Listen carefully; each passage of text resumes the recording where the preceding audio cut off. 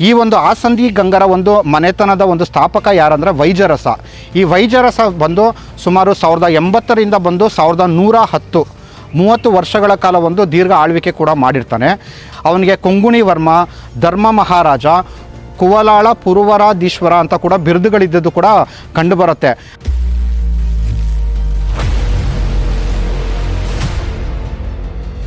ಸ್ನೇಹಿತರೆ, ನಾವೀಗಾಗಲೇ ನೋಡ್ದಂಗೆ 1024ನೇ ಇಸ್ವಿನಲ್ಲಿ ತಲಕಾಡಿನ ಗಂಗರ ಒಂದು ರಾಜಮನೆತನ ಒಂದು ಪತನ ಏನಾಗುತ್ತೋ ಅದರಿಂದ ಮುಂದಿನ ಭಾಗವಾಗಿ ಏನಾದ್ರು ನಾವು ನೋಡೋದಾದರೆ ಈ ಒಂದು ಪ್ರದೇಶಗಳು ಸಾಕಷ್ಟು ಪ್ರದೇಶಗಳು ಚೋಳರ ಒಂದು ಆಳ್ವಿಕೆಗೂ ಕೂಡ ಒಳಪಟ್ಟಿರುತ್ತೆ. ಈ ಒಂದು ಸಂದರ್ಭದಲ್ಲಿ ಮುನ್ನೆಲೆಗೆ ಬಂದಂಥ ಹೊಯ್ಸಳರು, ಅದರಲ್ಲೂ ಕೂಡ ಹೊಯ್ಸಳರ ದೊರೆ ವಿನಯಾದಿತ್ಯ. ಈ ವಿನಯಾದಿತ್ಯ ಯಾರಂದರೆ ನಮ್ಮ ವಿಷ್ಣುವರ್ಧನ ಅಂತ ನಾವೇನು ಕರಿತೀವಿ, ಹೊಯ್ಸಳ ವಿಷ್ಣುವರ್ಧನ ಅವರ ತಾತ ಆಗಿದ್ದಂಥ ವಿನಯಾದಿತ್ಯ ಬಂದು ಕರ್ನಾಟಕದ ಇತಿಹಾಸದಲ್ಲಿ ತುಂಬ ಸುದೀರ್ಘವಾಗಿ ಆಡಳಿತ ಮಾಡಿದಂತಹ ಮತ್ತೊಬ್ಬ ಅರಸ ಕೂಡ ಆಗಿರ್ತಾನೆ. ಸುಮಾರು 51 ವರ್ಷಗಳ ಕಾಲ ಒಂದು ಆಳ್ವಿಕೆಯಲ್ಲಿ ವಿನಯಾದಿತ್ಯ ಬಂದು 6ನೇ ವಿಕ್ರಮಾದಿತ್ಯ ಅಥವಾ ಕಲ್ಯಾಣದ ಚಾಲುಕ್ಯರ ಪ್ರಸಿದ್ಧ ದೊರೆ 6ನೇ ವಿಕ್ರಮಾದಿತ್ಯನಿಗೆ ಸಾಮಂತನಾಗಿ ಕೆಲಸ ಮಾಡೋ ಸಂದರ್ಭದಲ್ಲಿ ಈ ಒಂದು ಆಸಂದಿಯ ಗಂಗರ ಒಂದು ಮನೆತನ ಏನಿರುತ್ತೋ ಅದನ್ನು ಕೂಡ ಮುನ್ನೆಲೆಗೆ ತೊಗೊಂಬರ್ತಾನೆ. ಈ ಒಂದು ಆಸಂದಿ ಗಂಗರ ಒಂದು ಮನೆತನದ ಒಂದು ಸ್ಥಾಪಕ ಯಾರಂದರೆ ವೈಜರಸ. ಈ ವೈಜರಸ ಬಂದು ಸುಮಾರು 1080ರಿಂದ ಬಂದು 1110 30 ವರ್ಷಗಳ ಕಾಲ ಒಂದು ದೀರ್ಘ ಆಳ್ವಿಕೆ ಕೂಡ ಮಾಡಿರ್ತಾನೆ. ಮತ್ತು ಈ ಒಂದು ವೈಜರಸ ಬಂದು ಈಗಾಗಲೇ ನಾನು ಹೇಳ್ದಂಗೆ ನಮ್ಮ ವಿನಯಾದಿತ್ಯನಿಗೆ ಹಾಗೂ ಮುಂದೆ ಬಂದು ಈವನ್ ನಮ್ಮ ವಿಷ್ಣುವರ್ಧನಿಗೂ ಕೂಡ ಮಾಂಡಲಿಕರಾಗಿ ಕೆಲಸಗಳನ್ನ ಮಾಡಿರ್ತಾರೆ.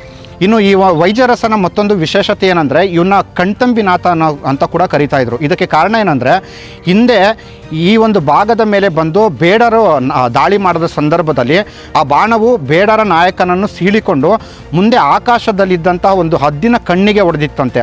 ಅದನ್ನು ನೋಡ್ತಿದ್ದಂಥ ಸ್ಥಳೀಯರು ಬೆಕ್ಕಸ ಬೆರಗಾಗಿ ಹೋಗಿದ್ರಂತೆ. ಮತ್ತು ಈ ಒಂದು ಸಾಧನೆಯನ್ನು ಮಾಡಿದ್ದಕ್ಕೆ ನಮ್ಮ ಹೊಯ್ಸಳರ ದೊರೆ ವಿನಯಾದಿತ್ಯ ಇವನಿಗೆ ಬಂದು ಕಣ್ತಂಬಿನಾಥ ಅನ್ನೋ ಒಂದು ಬಿರುದನ್ನು ಕೂಡ ಕೊಡ್ತಾನೆ. ಇದ್ರ ಜೊತೆಗೆ ನಾವು ನೋಡೋದಾದರೆ ಇವನ ನಂತರ ಬಂದಂಥ ನಾಡರಸ ಅಂತ ಮತ್ತೊಬ್ಬ ದೊರೆ ಬರ್ತಾನೆ. ಈ ನಾಡರಸನ ಒಂದು ಶಾಸನಗಳ ಸಿಕ್ಕಿದ ಒಂದು ಕಾರಣ ಬಂದು ಇವರು ತಲಕಾಡಿನ ಗಂಗರ ಒಂದು ಆಫ್ ಶೂಟ್ ಅಂತ ನಾವು ತುಂಬ ಈಸಿಯಾಗಿ ನಿರ್ಧಾರ ಕೂಡ ಮಾಡೋಕ್ಕೆ ಕಾರಣ ಆಗುತ್ತೆ. ಯಾಕಂದರೆ ಈ ನಾಡರಸನ ಒಂದು ಶಾಸನಗಳಲ್ಲಿ ಅವನ ಬಗ್ಗೆ ಇದ್ದಂಥ ಒಂದು ಬಿರುದಾವಳಿಗಳನ್ನು ಹೇಳ್ಬೇಕಂದಾಗ ಅವನಿಗೆ ಕೊಂಗುಣಿ ವರ್ಮ, ಧರ್ಮ ಮಹಾರಾಜ, ಕುವಲಾಳ ಪುರವರಾಧೀಶ್ವರ ಅಂತ ಕೂಡ ಬಿರುದುಗಳಿದ್ದದ್ದು ಕೂಡ ಕಂಡುಬರುತ್ತೆ. ಇದನ್ನು ಗಮನಿಸಿದಂಥ ಒಂದು ಇತಿಹಾಸಕಾರರು ಬಂದು ಈ ಒಂದು ಆಸಂದಿಯ ಗಂಗರ ಒಂದು ರಾಜಮನೆತನ ಏನಿದೆಯೋ ಅದಕ್ಕೂ ಮತ್ತು ತಲಕಾಡಿನ ಗಂಗರಿಗೂ ಒಂದು ನಂಟಿತ್ತು ಅನ್ನೋದು ಕೂಡ ಸಾಕಷ್ಟು ಹೇಳ್ತಾರೆ. ಇದ್ರ ಜೊತೆಗೆ ಬಂದಂತಹ ಒಂದು 2ನೇ ವೈಜರಸ ಅಂತ ಮತ್ತೊಬ್ಬ ದೊರೆ ಬರ್ತಾನೆ. ಇವನ ಒಂದು ವಿಶೇಷತೆ ಏನಂದರೆ ಇವನಿಗೆ ಶಾಸನಗಳಲ್ಲಿ ಬಂದು ಕೊಂಗಾಳ್ವ ಹತ ಅನ್ನೋದು ಒಂದು ಬಿರುದಿರುತ್ತೆ.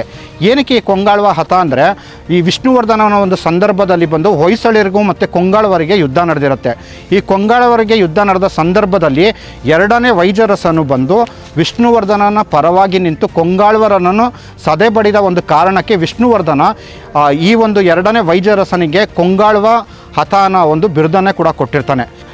ಇವರ ನಂತರ ಬಂದಂತಹ ಬರ್ಮರಸನ ಮತ್ತೊಬ್ಬ ಅರಸ ಬರ್ತಾನೆ. ಈ ಬರ್ಮರಸನ ಒಂದು ವಿಶೇಷತೆ ಏನಂದರೆ ಈ ಒಂದು ಆಸಂದಿಯ ಒಂದು ಗಂಗರ ಒಂದು ಮನೆತನದಲ್ಲಿ ಅತಿ ಸುದೀರ್ಘವಾಗಿ ಆಡಳಿತ ಮಾಡಿದಂಥ ವ್ಯಕ್ತಿ ಕೂಡ ಇವನೇ ಆಗಿರ್ತಾನೆ. ಸುಮಾರು 50 ವರ್ಷಗಳ ಕಾಲ ಆಡಳಿತ ಮಾಡಿದಂಥ ಬರ್ಮರಸ ಆತನ ಶೌರ್ಯದಲ್ಲಿ ಮತ್ತು ಆತನ ಒಂದು ಜನಪರವಾದ ಕಾರ್ಯಗಳಲ್ಲಿ ಸಾಕಷ್ಟು ಹೆಸರುವಾಸಿ ಕೂಡ ಆಗಿದ್ದಾನೆ. ಇನ್ನು ಈತನ ನಂತರ ಬಂದಂಥ ಮತ್ತೊಬ್ಬ ಪ್ರಮುಖ ದೊರೆ ಯಾರಂದರೆ ನರಸಿಂಹ ಅಂತ. ಈಗ ನೀವು ನನ್ನ ಹಿಂದೆ ನೋಡ್ತಾ ಇದ್ದೀರಾ ಈ ಒಂದು ಗುಡಿ, ಈ ಗುಡಿ ಕೂಡ ಕಟ್ಟಿದ್ದು ನಮ್ಮ ನರಸಿಂಹನೇ. ಹೀಗೆ ನರಸಿಂಹನು ಸೇರಿ ಅಂದರೆ ಒಟ್ಟಾರೆ ಬಂದು ಆಸಂದಿಯ ಒಂದು ಇತಿಹಾಸ ನಾವು ನೋಡೋದಾದರೆ ಸುಮಾರು 1225ರ ಇಸ್ವಿಯವರೆಗೂ ಅಂದರೆ ಸುಮಾರು 240-250 ವರ್ಷಗಳ ಕಾಲ ಈ ಒಂದು ಭಾಗದಲ್ಲಿ ನೆಲೆ ನಿಂತು ಈ ಒಂದು ಪ್ರದೇಶಕ್ಕೆ ಬಂದು ಸಾಕಷ್ಟು ಕೊಡುಗೆಗಳನ್ನು ಕೂಡ ಕೊಟ್ಟಿದ್ದಾರೆ. ಇದ್ರ ಜೊತೆಗೆ ಅಂದರೆ ನಾಡರಸನ ನಂತರ ಬಂದು ಈ ಒಂದು ಭಾಗದಲ್ಲಿ ಯಾರ್ಯಾರು ಆಡಳಿತ ಮಾಡಿದ್ರು ಅಂತ ನೋಡಿದ್ರೆ ವೈಜರಸ ಇವನು ಬಂದು ಹೊಯ್ಸಳರ 2ನೇ ಬಲ್ಲಾಳನ ಮಾಂಡಲಿಕ ಆಗಿರ್ತಾನೆ.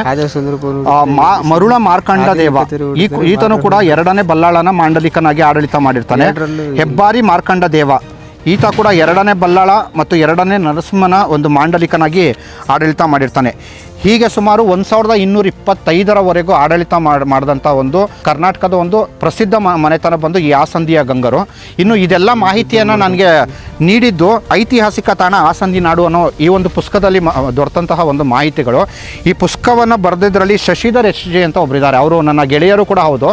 ನಿಮ್ಗೇನಾದರೂ ಈ ಆಸಂದಿಯ ಬಗ್ಗೆ ಸಾಕಷ್ಟು ಮಾಹಿತಿ ಏನಾದರೂ ನಿಮ್ಗೆ ಬೇಕಾದರೆ ನೀವು ಪುಸ್ತಕವನ್ನು ಆದಷ್ಟು ತೊಗೊಳ್ಳಿ, ಇದನ್ನು ತೊಗೊಂಡು ಓದಿ. ಮತ್ತು ಈ ಪ್ರದೇಶಕ್ಕೆ ಏನಾದರೂ ಬಂದಾಗ ಈ ಒಂದು ಸ್ಥಳೀಯವಾಗಿ ಇಲ್ಲಿರುವಂಥ ಗುಡಿ ಮತ್ತು ಇಲ್ಲಿರೋ ಒಂದು ಇತಿಹಾಸವನ್ನು ನೀವು ಸಂಪೂರ್ಣವಾಗಿ ಈ ಒಂದು ಪುಸ್ತಕದಲ್ಲಿ ನೀವು ನೋಡ್ಬೋದು ಅಂತ ಕೂಡ ಹೇಳ್ತೀನಿ.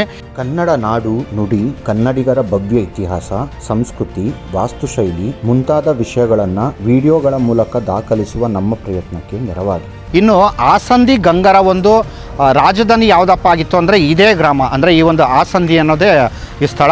ಇದನ್ನು ಶಾಸನಗಳಲ್ಲಿ ಆಸಂದಿ ನಾಡು, ಆಸಂದಿ ತಟಾಕ, ಆಸಂದಿ ಸೀಮೆ ಹೀಗೆ ಸಾಕಷ್ಟು ಕಡೆ ಉಲ್ಲೇಖ ಆಗಿದೆ. ಇದ್ರ ಜೊತೆಗೆ ಆಸಂದಿ ಒಂದು ಐತಿಹಾಸಿಕವಾಗಿ ಮೊಟ್ಟ ಮೊದಲ ಬಾರಿಗೆ ಎಲ್ಲಿ ದಾಖಲೆ ಆಗಿದೆ ಅಂದರೆ ಇಲ್ಲೇ ಪಕ್ಕದಲ್ಲೇ ಒಂದು ಊರಿಗಿದೆ. ಆ ಊರಿನ ಹೆಸರು ಬಂದು ಮುದಿಗೆರೆ ಅಂತ. ಕದಂಬರ ಒಂದು ಶಾಸನ ಅಂದರೆ ಸಾಮಾನ್ಯ ಶಕ 495ರಲ್ಲಿ ಬರೆಸಿದಂಥ ಒಂದು ತಾಮ್ರ ಶಾಸನದಲ್ಲಿ ಈ ಆಸಂದಿಯ ಒಂದು ಉಲ್ಲೇಖ ಕೂಡ ಬರುತ್ತೆ. ಅವತ್ತಿಗೆ ಈ ಒಂದು ಆಸಂದಿ ಬಂದು ಸೇಂದ್ರಕರ ಒಂದು ಆಡಳಿತ ಪ್ರದೇಶ ಕೂಡ ಆಗಿತ್ತು ಅನ್ನೋದು ಕೂಡ ಶಾಸನಗಳಲ್ಲಿ ದಾಖಲೆ ಆಗುತ್ತೆ.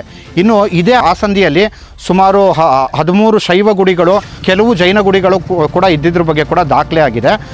ಹಾಗಾಗಿ ನಮಗೊಂದೇನು ಗೊತ್ತಾಗುತ್ತೆ ಅಂದರೆ ಈ ಆಸಂದಿ ಗಂಗರು ಬಂದು ಶೈವ ಮತವನ್ನು ಮತ್ತು ಜೈನ ಮತ ಎರಡನ್ನೂ ಕೂಡ ಸಮಾನವಾಗಿ ಸ್ವೀಕರಿಸಿ ಎರಡನ್ನೂ ಕೂಡ ಪ್ರೋತ್ಸಾಹ ನೀಡಿದರು ಅನ್ನೋದು ಕೂಡ ನಮ್ಗೆ ಗೊತ್ತಾಗುತ್ತೆ. ಅಷ್ಟೇ ಅಲ್ಲದೆ ಈ ಆಸಂದಿ ಬಂದು ಕದಂಬರ ಕಾಲದಿಂದ ನಾವು ನೋಡೋದಾದರೆ ಕದಂಬರಿರ್ಬೋದು, ಮುಂದೆ ಚಾಲುಕ್ಯರಿರ್ಬೋದು, ರಾಷ್ಟ್ರಕೂಟರು ಇರ್ಬೋದು, ಕಲ್ಯಾಣದ ಚಾಲುಕ್ಯರಿರ್ಬೋದು, ಮುಂದೆ ಹೊಯ್ಸಳರು ಇರ್ಬೋದು, ವಿಜಯನಗರ ಸಾಮ್ರಾಜ್ಯ ಇರ್ಬೋದು, ಬ್ರಿಟಿಷ್ ಅಪ್ ಟು ನಿಮಗೆ ಅಂದರೆ ಮೈಸೂರಿನ ಒಡೆಯರ್ ಕಾಲ ನಂತರ ಬಂದು ನೀವು ಬ್ರಿಟಿಷರವರೆಗೂ ನೋಡಿದ್ರು ಕೂಡ ನಿಮಗೆ ಆಸಂದಿ ಗ್ರಾಮ ಬಂದು ಪ್ರತಿಯೊಂದು ಸಂದರ್ಭದಲ್ಲೂ ದೊಡ್ಡ ದೊಡ್ಡ ಒಂದು ರಾಜರ ಒಂದು ಅಂದರೆ ರಾಜಮನೆತನಗಳ ನೆರಳಲ್ಲೇ ಇದ್ದಿದ್ದು ಕೂಡ ನಮಗೆ ಕಂಡು ಬರುತ್ತೆ.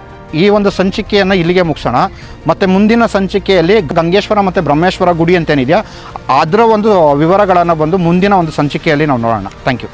ಕನ್ನಡ ನಾಡು ನುಡಿ, ಕನ್ನಡಿಗರ ಭವ್ಯ ಇತಿಹಾಸ, ಸಂಸ್ಕೃತಿ, ವಾಸ್ತುಶೈಲಿ ಮುಂತಾದ ವಿಷಯಗಳನ್ನು ವಿಡಿಯೋಗಳ ಮೂಲಕ ದಾಖಲಿಸುವ ನಮ್ಮ ಪ್ರಯತ್ನಕ್ಕೆ ನೆರವಾಗಿ.